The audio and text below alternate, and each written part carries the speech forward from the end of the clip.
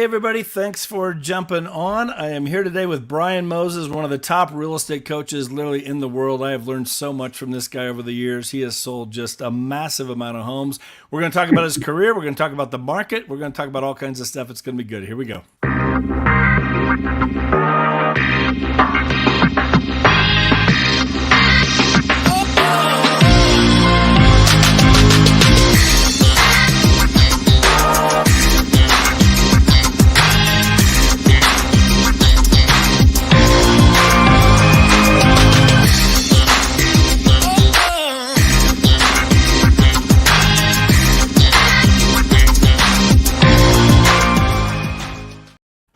Brian, how are you?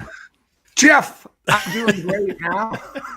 A few technical glitches, but we got through it. So, man, it's good to have you on here, guys. If seriously, I met Brian. I first met Brian 20. I got in the business 20 years ago, and I know you don't remember this, Brian, but I met you at a conference. It was years ago, out in Phoenix, Arizona, the JW Marriott, and that was the first time I heard you speak. And I'm just, admired you all the way through, part of different coaching programs and different things, and it's just been phenomenal. I've learned so much from you. I want to hit a couple things here as we get going, because your bio on this. Let's see, you've sold over 3,500 homes, ranked top 10 you were at Coldwell Banker, right? Top 10 at Coldwell Banker for 7 years in a row. Twice Yes. you were ranked number 2 in the world. Sold more than 400 homes every year. Let's see, $3 million a year in commission income. You did 60 sales in 1 month, 400,000 in commission income in one month. Jeez, Brian, what the heck? You're slacking. I know, and my wife says, "Why were you slacking?" Yeah, exactly. That's crazy, man. No, seriously, congratulations on all your success. I mean, I know you've been doing this a long time, and you're just doing phenomenal stuff. And you've changed so many realtors' lives all over the world, literally, with what you've been doing. You changed mine. I mean, seriously, the coaching that I've gotten from you, and just from the stage and different things that I've been at with you, it absolutely it built my business, And so anyway, appreciate it all. Real quick, tell your story, how you got into real estate, and just let's talk a little bit about that, and then we'll kind of dive into some things. You've been doing this a long time. Well, yeah. First of all, thanks for having me, Jeff. It's great to see you again. It's been a while, and I appreciate you reaching out to me. It's been quite the road. A lot of people know about your documented success stories, but they don't know about your humble beginnings. Right. And I had some humble beginnings. I went through college. My dad spent his life savings to put me through school. During school, the summers, I worked as an intern in his plumbing business. I hated plumbing. I'm on a ladder, drilling with an angle drill through a 2x10, and it hits a knot and it cranks me in the face. And I'm like, this isn't my idea of a future. And my dad would always say, well, someday this business will be yours. And I'm like, internally going, I don't want this business. I remember one time cutting into a sewer line, and the owner flushed the toilet, and I was covered in sewage. And I'm like, there's not enough money in the world for me to want to do this. Yeah. And my dad, we had to have a conversation. I said, Dad, that's your dream, and I love you for it, but it's not mine. And it was really hard because I worshiped my dad. Yeah. I mean, I worshiped my dad. He's a World War II vet. He worked hard. A lot of my hard work ethics and values come from my dad, but plumbing wasn't for me. So long story short, I graduate from college. I've got a business degree. He goes, so what are you going to do now, son? You got all these opportunities. I go, I'm getting into real estate. And he goes, what? That's how it started. So I struggled for the first few years. I thought real estate agents all made lots of money. I thought it was easy. But that's how it started. Yeah, I hear you. It's funny because it's similar. I graduated from Butler University back in Indiana. That's where I'm from, born and raised. Okay. And my senior year, there's a film crew that comes to town, Hoosiers. Gene Hackman, Dennis Hopper, right? So I worked on that movie, right? Wow. So, there's one scene, if you pause it just right. I was on one of the teams. So anyway, they play. But anyway, me and a buddy of mine, we're graduating. He goes to California over spring break. we finished shooting the movie right before Christmas. He goes out there, and the first assistant director on Hoosiers, he told us, he said, "Hey, if you guys want to come out, I'll put you to work." Small town Indiana. I grew up, 12,000 people, whatever. California back. This is 1986. That's another planet at that point. No internet, no cell phones, whole different world. And so my buddy Ira, he goes to California over spring break, and he comes back. It's our first night back. We're sitting in night class. We're up in the back row of the auditorium, and all we're doing for 3 hours is talking California. The beach and the sun and the girls and the this and that, whatever. We got to go to California. And so anyway, I remember I go back to my fraternity house that night, and I called up the first assistant director, Herb Edelman. I'm like, "Herb, were you serious? If we come out there, you put us to work?" He's like, "Yeah, get out here." So we did it. And I remember the same thing. My parents put me through, 4 years of college, all this stuff. "Hey, Mom, Dad, I'm going to go to California, and get in the film business." "Excuse me?" My dad's like, "You're an idiot. Like, what's wrong with you?" Well, Mr. Hollywood now, and honestly, there was that part of me going like, if I don't do it now, I'll never do it. What do I have to lose? If it doesn't work, I got my degree to fall back on, but I don't want to be kicking myself 10 years later. Gosh, I wonder what would have happened if and everything has happened out of that. I worked in the business for 10 years, had a great time, learned a ton, made a lot of money, did very well, met my wife out there. It's just the whole journey it happened because I was able to take that leap and just go out there. But I didn't want to, what if I wouldn't have, And think about what if you should have been a plumber, Brian? Come on. Look what's happened, and look how many lives look how the impact you've had, but how many people out there are just afraid to take that shot, whatever. And they go through life just like, oh man, just going through the motions day by day. It's hard, so it's awesome. Well, I remember having that conversation with my parents. It was hard. I'll tell you a funny story. My dad, to his credit, told me that anything was possible. I was raised believing anything's possible. So I said, if anything's possible, why would I want to be a plumber? Right? Think about it. Like, I can do anything I want to do in the world. And there was something about real estate that called me. And I remember being at a Coldwell Banker event, and the speaker, I forget who it was. I'd go to all these training events, and the speaker said, "Share your goals with the person next to you." So we did that. And I go, state your goal, state your intention. So I said to the person next to me, I said, "I'm going to be the #1 agent in the world for Coldwell Banker." And he spit up his coffee all over his shirt. True story. And he goes, "You're not even the #1 agent in New Hampshire." I go, "You got to start somewhere." And he laughed, and he's like, "Okay, good luck to you." And then 4 years later, we made the top 10. Wow. So anything is possible. If you're willing to believe it in your mind that it's possible, conceive it as a thought, take the necessary actions to move in that direction, you're capable of amazing things. Absolutely. Anybody can do it. And one of the things, again, you got to have that drive and that desire and the why. We talk about the big why all the time and just different things. It's just, there's a lot of things that drive you. What was it, those first few years? Ups and downs, highs and lows. What would you say to some of the new agents? There's been so many agents the last couple of years, whatever and every year. There's just, everybody and their mother gets their license. Oh, real estate's hot. They don't realize it's hot because there's nothing to sell. But, so there's a lot of agents out there that getting into the business and trying to figure it out, trying to navigate these first couple of years. And I remember my first couple of years. Thank God I got plugged in, with you and different people like 6 months into it. And it exploded my business very quick. 2.5 years into it, I was in the top 20 in town here in Colorado Springs. That's where I'm at. That's fantastic. And, and it was all because of what I learned. Seriously, what I learned from you, and the other people I was around. You become who you hang around. I wanted to be a part of that group. So it wasn't cheap, put $14,000 on a credit card to join that program, and didn't tell my wife for 6 months she's going to leave me. I'm like, oh my God, and, but it paid off. She had to get her license, 2.5 years later, cause I couldn't keep That's up. great. Good problem to have. But it was because I learned what I learned from you. Did you get plugged into coaching early on, or did you have good mentorship, or was it kind of the first couple of years? What was it like for you? So I struggled the first few years, 5 years, to be honest with you. Got in some big trouble with the IRS, didn't pay my taxes for 5 years. Things got a lot worse before they got better. And one night, late at night, I was watching an infomercial, and it was QVC, and it was Tony Robbins. And he was selling these cassettes, Personal Power, how to navigate the demons in your head. And I had a lot of demons in my head. I had a lot of self-doubt. Things weren't working out. I was getting, I was focused on where I was, not where I was going. And sometimes when you're going somewhere to be the number one agent in the world, or to pursue that, or to be a great husband or a great father or a great coach or role model, it doesn't happen overnight. So when you're going through it, self-doubt can creep in. So anyway, I bought those cassettes on money that I didn't have. I invested it on a credit card. I listened to them till they wore out.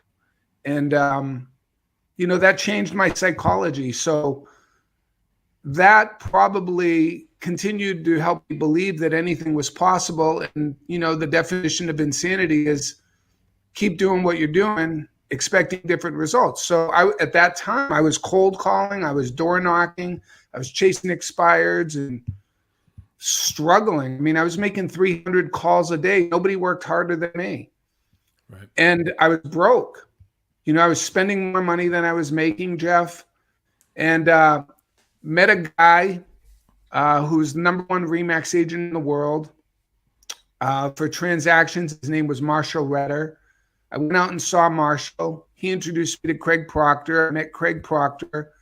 Like you said, you become a product of your environment. And those two guys exposed me to a whole different world of direct response marketing.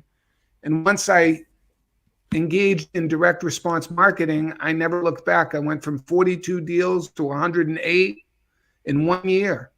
I married, built my own house, had money in the bank, paid the IRS off. And it's just been great because I don't have to chase the business. The business will come to you if you can differentiate yourself. So that was really the big turning point for me. So I have a lot of people to thank along the way.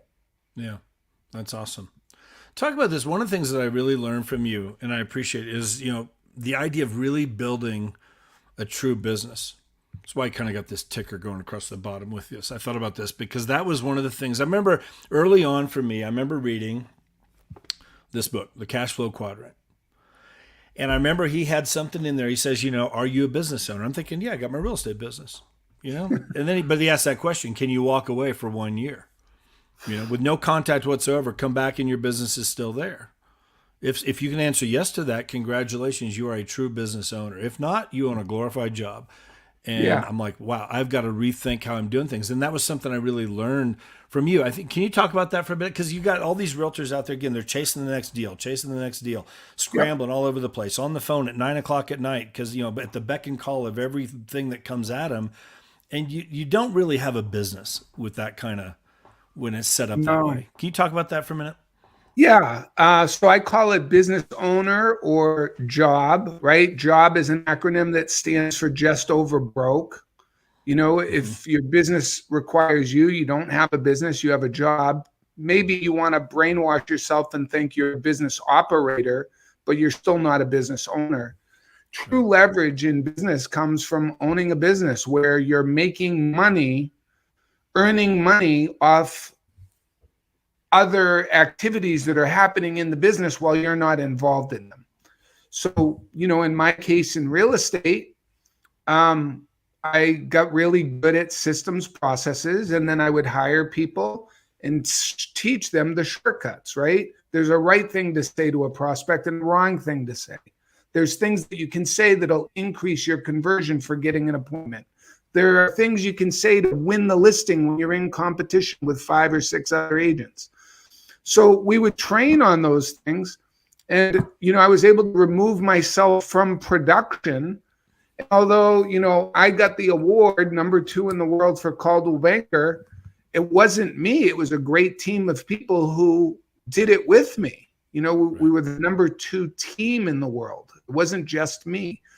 And while I was out of production, they had good quality of life because they weren't wearing all the hats. They didn't have to do lead generation, make all the phone calls, do all the back end office stuff, process listings, process sales. We did all that for them so that they could just be an assembly line. So the agents had a great job. They didn't own a business, but they had leverage in my business.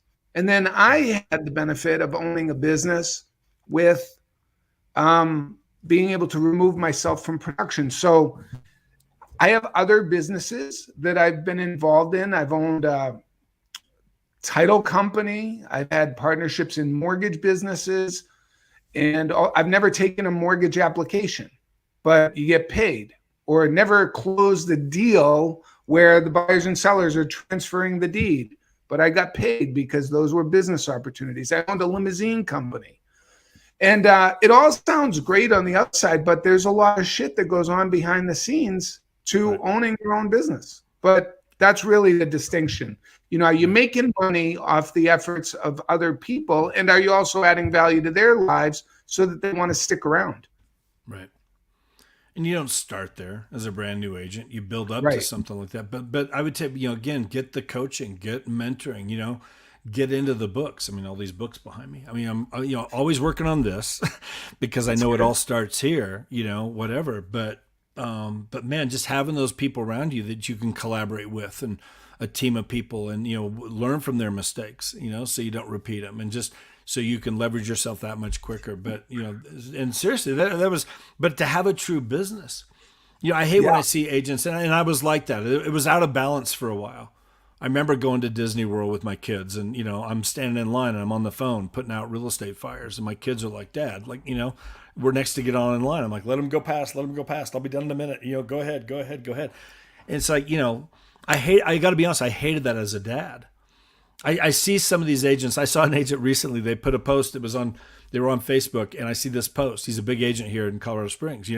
It's him and his family, and they're at the Denver airport, and they're on their way to Cancun. All excited. And he's got the picture. There's the family. They're all here. We go. But he puts this on there, a little line. By the way, never forget. I've got my laptop with me. I'm ready to help you with any of your real estate. And I'm like, I wanted to reach through the computer and just like smack the guy. Like, stop, no. Well, think about this. That's hard. Like, don't do that. Your kids need you. Your wife needs you. Like, be on. We all need those breaks. We need those breaks. And I think we can run ourselves into the ground. Let me say the same thing in a different context, because you're 100% right. Don't do that. But we can tell people not to do that, and they're like, "You're not paying my bills, so I have to do that," right? That's what their belief is. Right. So I met somebody years ago who taught me how to set goals. There's a right way to set goals and a wrong way to set goals. And the wrong way to set goals is to go, okay, it's 2022. By the end of this year, I want to pay down all my debt. I want to buy a new car. Maybe I want to do an addition on my house, or do a remodel, or take the kids to Disney, or whatever it is. Most of us don't think beyond that. What does life look like? What does the end result look like for you? And one thing I got attached to internally very quickly was, when I'm 100 years old, and I'll ask all the viewers to ask this question. When you're 100 years old and you're looking back on your life, are you going to be really proud that you brought your computer on vacation to Disney World with your kids? And while they're on the rides, you're plucking away and not being fully present. And I made that distinction. I've never missed my kids' practices, games, despite producing at a really high level. I made the decision of what I want my life to look like, what I stand for, what's important to me. And don't misinterpret me.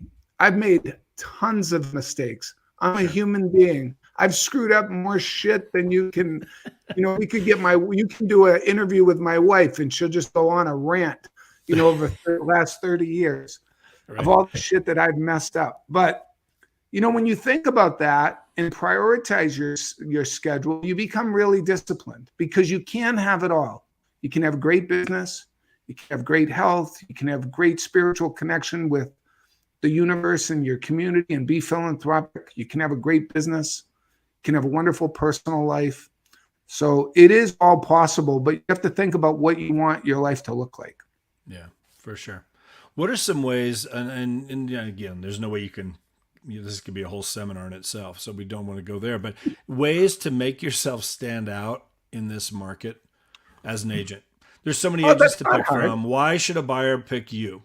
Why should a seller pick you? And again, that was one of the things I learned from you was just, different ways to really differentiate yourself. What makes you different than all the other agents? And it's not just, here's your card, you with your phone, whatever, I'm here to meet your needs. It's like, that's never going to, okay. So all the agents say that. What would be some ways that, in this market and this environment right now that agents could start thinking that way, how to make themselves stand out? So you always want to put yourself in your prospect's shoes, because the more specific you are with your messaging, the more it'll resonate with your prospects. So you said buyers or sellers. Great. Two very different messages, right? It's even more effective if your message, Jeff, can solve a problem.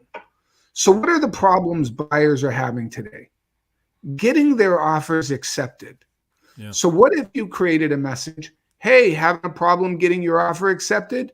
Not with us. We've got 15 different strategies that we employ, and we've got all these testimonials of people who have gotten their offers accepted when they're competing with 20, 30 different other offers. So if you're in the market and you want to have a leg up and you're getting traditional financing, don't screw around with some inexperienced agent. I'm paraphrasing, Sure. obviously. But that solves the problem, and it's not what everybody else is doing. On the seller side, how many people are in your market or in the market of our viewers that would list their house if they knew where they were going? But they're not listing their house because they know their house is going to sell in a New York second, so they're going to be homeless. Yeah. So what if you created a message that talked about how they can avoid being homeless, how they can sell their home and negotiate sellers are in charge today, right? They're calling the shots. They're getting 30 offers. So we can negotiate anything. So avoid being homeless when you list your home with Brian Moses, or avoid being homeless when you list your home with Jeff Morrell. We have 3 different programs that will help you find your next home without having to sell your home. So things like that will differentiate yourself. The oldies that you remember, your home sold guaranteed or I'll buy it for cash. Not a very good offer today. Yeah. The sellers are going, Brian Moses is going to guarantee my home or buy it for cash. I don't need his guarantee because I'll have 30 offers in 1 second. Yeah. But there's still agents running those billboards. Your home sold guaranteed. So it's not a message to market match. We want to make sure that our message speaks to today's relevant and timely market conditions. For sure.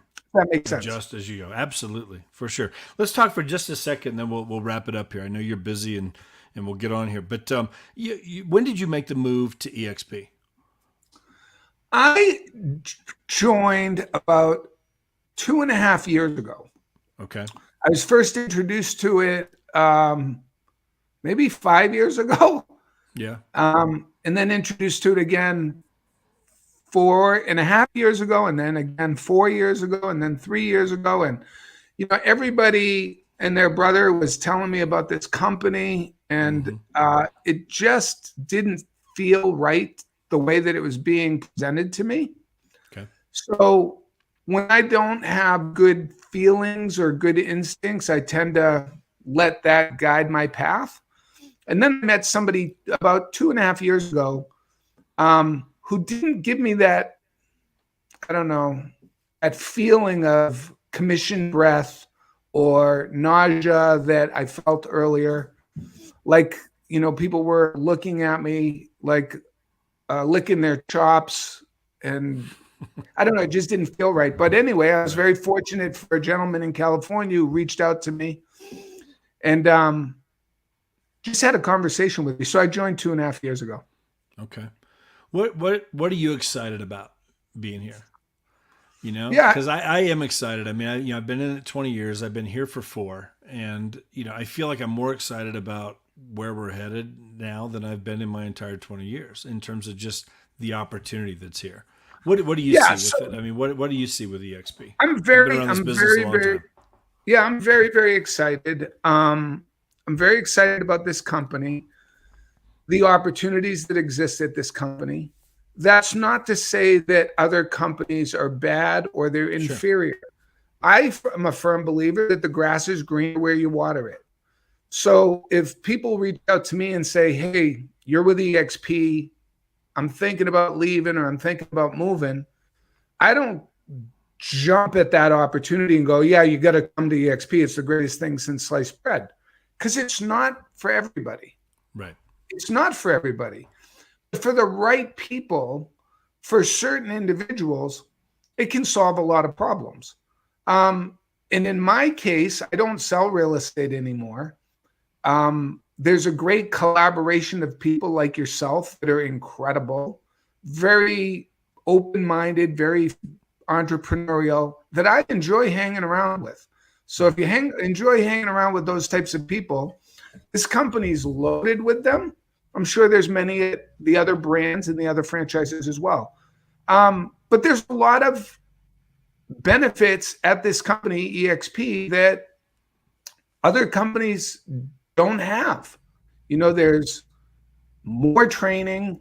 It's on demand, which is incredible. When I was at Coldwell Banker or Century 21 or even Remax, I'd have to get on an airplane and fly somewhere, and then I'd have to pay $14,000 like you to get coaching, Right. to get those nuggets or those wisdoms. And now, with eXp in the way that it's set up, you can get those nuggets all week long, every day.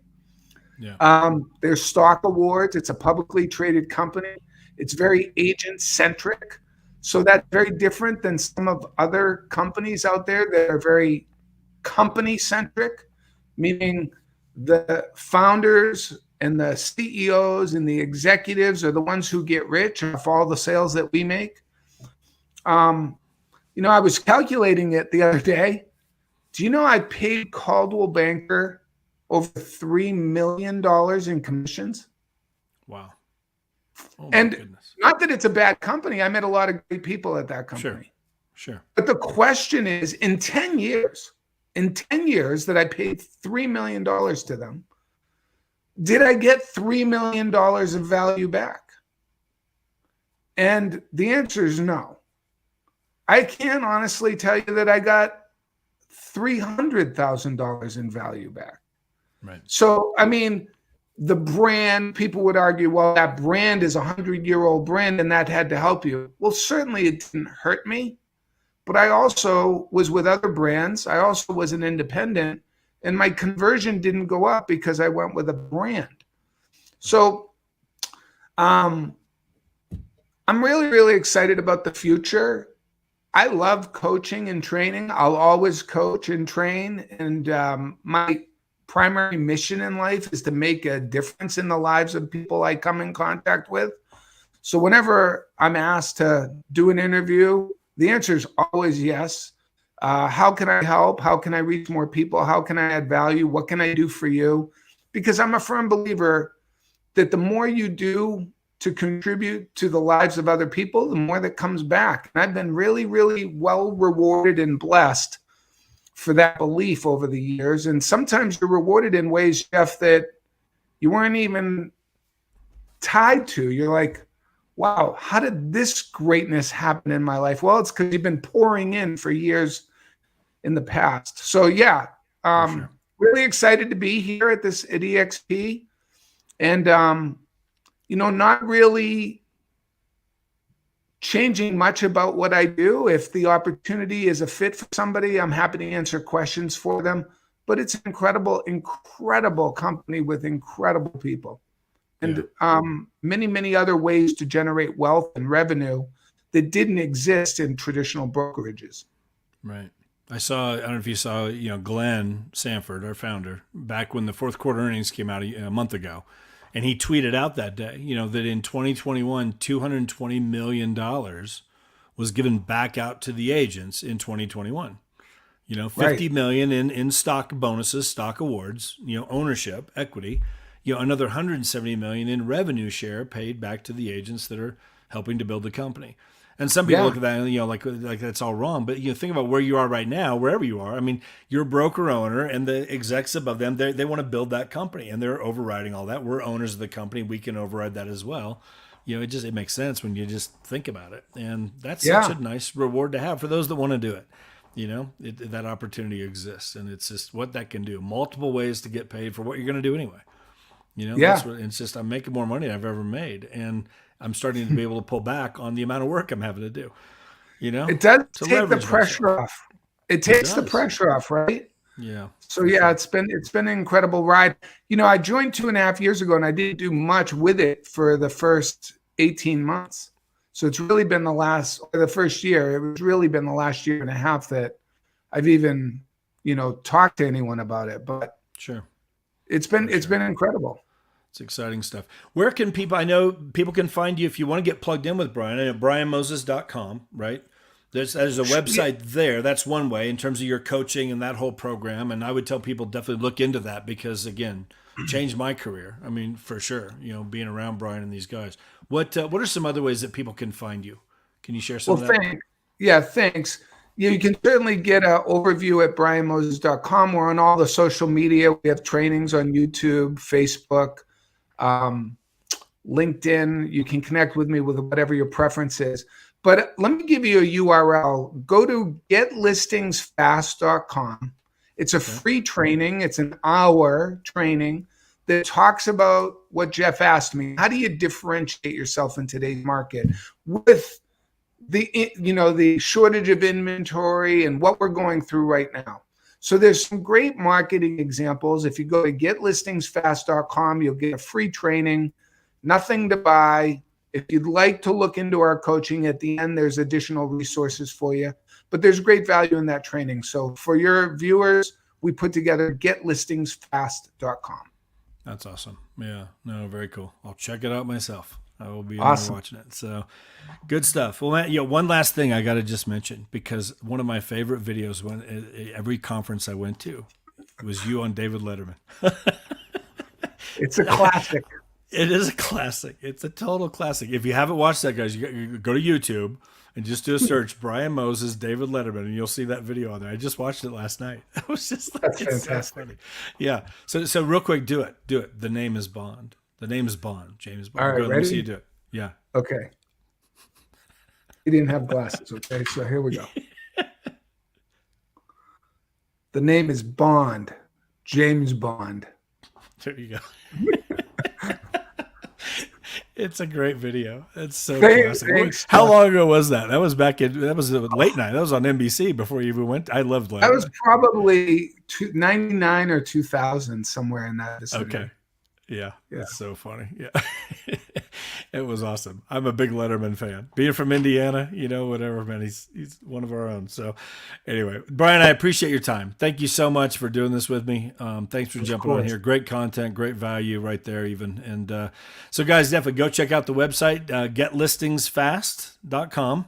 Check that out, brianmoses.com. You can find him on social media. Look up some YouTube stuff. He's got some great content out there. But thank you very much. I'll see you at the next event. You're going to be in Orlando, shareholders? Yeah, I'll be there. I wouldn't miss it. Yep. So let's catch up, have a beer together. Absolutely. Be awesome. I will see you down there. So, guys, thank you very much. Have a great rest of your week. Be sure to hit the like button, the subscribe button down there on YouTube if you're watching us there.